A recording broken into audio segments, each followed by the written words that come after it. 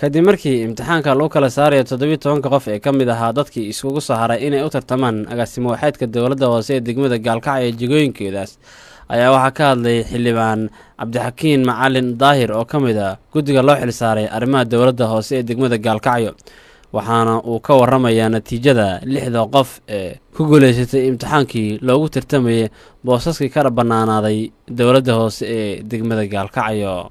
bismillaahi raxmaani raxiim. waxaa maanta soo gabagaboobay oo ay bishu tahay 30 Julaayo 2016 imtixaankii agaasimo waxeedyada dowladda hoose oo la soo baaxaadagayay ka fiirsasho badan iyo maskax badan halkaasoo dad dhalinyaro ah oo aad aqoontooda u sarreyso ay soo gudbisadeen CV-gooda taasina waxa iyo jaamacadihii iyo wixii ay soo dhigteen.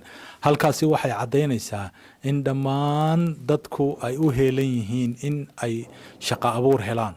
dadkaasi 17 qof bay ahaayeen. 17 qof baa short listigii ku soo baxay. 17 qof oo short listigii ku soo baxay waxaa gobolka maalintii bishu 28 bishii 7 2016 imtixaan ku galay 17 iskugu jira dad aqoon-yahana oo rag iyo dumarba leh. halka natiijadii imtixaankii la saxay waxaa ku soo baxay 6 qof waxaana halka laga tixraacay Professor Cabdiweli madaxweynaha dowladda Puntland oo sheegay in wax kasta imtixaan iyo cadaalad loo gelayo lana fiirinayo dumarka. halkaasi waxaa ku soo baxay 6 qof. 6 qof oo ku soo baxay magacyadooda oo maantay bishu 30 ay tahay July 2016 magacyadooda ayaan yeerinaya.